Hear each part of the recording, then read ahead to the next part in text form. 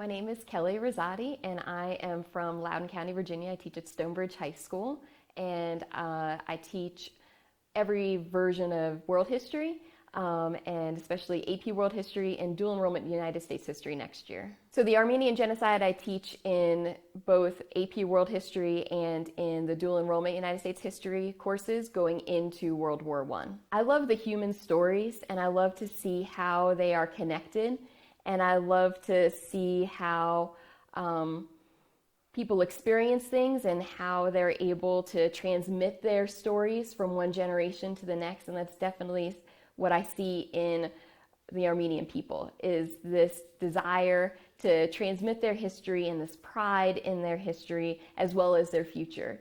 So I just love the human aspects of history. One of the things that I was expecting and embarking on this adventure was to be exposed to a culture and a society that I think is very important, that I want to learn as much about so that I can do a really good job of teaching it to people who might not be as familiar with it. I feel that I came here thanks to the Genocide Education Project with a group of acquaintances, but I feel that I'm leaving Armenia with a group of lifelong friends. And I had hoped for something like that, but I did not know that it would happen. And it's one of the most amazing feelings to know that going forward, that we have this group here with the inaugural fellows who will always support each other and with the foundation. And I'm really appreciative for that, because it's amazing. During the course of our experience here, we've been given so many materials. We had a number of lectures from experts in the field, and we were given a number of primary sources and materials and lesson plans and things that we could implement. And I feel that it is of the highest quality. I feel very comfortable that the material we're given is vetted. And I think that's really important, especially in this day and age where many teachers, we're on a time crunch. We don't have time sometimes to research, and we've all been guilty at some point or another of doing a quick search to find a lesson plan that is not vetted, and that can definitely have really negative repercussions. And so one of the things that I love about the Genocide Education Project and the website is that it is very easy to navigate. And I appreciate that each of those lessons there, that I know that it's been developed by professionals, that I can pick and choose what I like, but the parts that I do include, I know are good, and I know that they're going to work. I believe that we have a great opportunity to take this group of educators and then have us go back and spread the word, because even though the Armenian Genocide is mentioned in our curriculum, it is not very in-depth. I know in the state of Virginia, oftentimes it is not included until after the Holocaust, and it can be very confusing for the students chronologically because they are not seeing it as this continuation of the human rights issues and violations. So I think it's really important that the group of educators that we have here, who are amazing, that they have also already taken the initiative to be including the Armenian Genocide in their teaching, and that they have shown that initiative, and we should be then continuing to help them in order to give them a greater understanding so they can take it back and introduce it to other teachers that maybe do not have the background that the new educators would have. I have a number of ideas for the project and what I'm going to do in order to provide professional development for educators in my community in the coming year. One of the things that I think needs to happen is to give them a summary of the history of Armenia, and to make sure that they understand that it doesn't need to just be taught in 1915 in the timeline. I think it's more impactful and important and significant to include Armenian history throughout our teaching, throughout our course.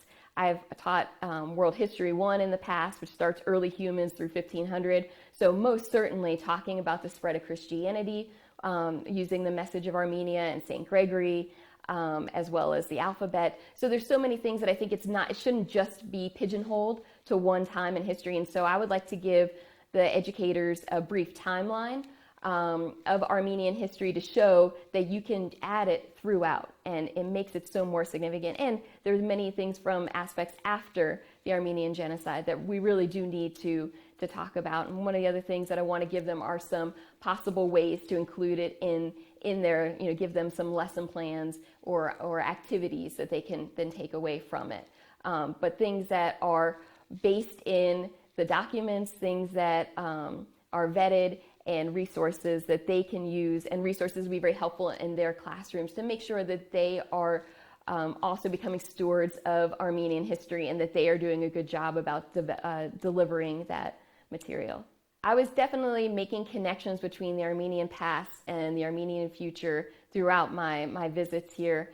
One of the displays I remember from the museum here of the Armenian Genocide Museum was the display on Smyrna. And it really, the Battle of Smyrna in 1922, and one of the parts that really struck me was the fact that you had ships in the harbor from Western powers that were just watching what was going on. And unfortunately, I feel like that is repeated, back in the war in 2020, that many of the events that were going on here in Armenia, the rest of the world, we were just kind of watching. And it struck me that this is a concern that we should have for everybody. We're all a part of this, and it should be a collective experience to not just stand idly by. My entire experience here has been a very emotional one, and it's one of the things that I will take away is just meeting the Armenian people, meeting the Armenian people who are part of the diaspora as well, and seeing the focus that they have on their commitment to making sure that their history is preserved and it is continued into the future. One of the best experiences I had, I believe, was partly traumatic for me because I'm very afraid of heights, but I did go down the ladder for St. Gregory the Illuminator into the dungeon. And when I got down there was a family. There was a young man, I think he was about 9 years old, from Australia, and it was his first time in Armenia. And so we were making some small talk with him, and he said, I'm from Australia, but I'm visiting my homeland, Armenia, for the first time.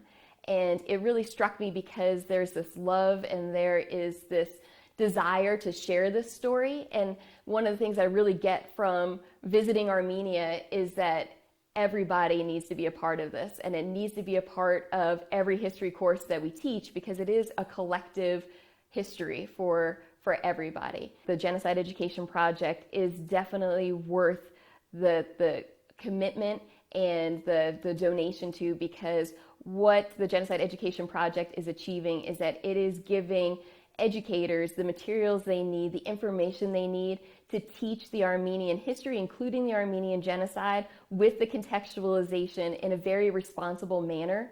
I believe that Armenia is a beautiful land, and I would just like to take the time to thank the Genocide Education Project for this opportunity to come and experience this myself. I wish that all educators could have this opportunity that I did in order to be among the Armenian people and to see these beautiful sites.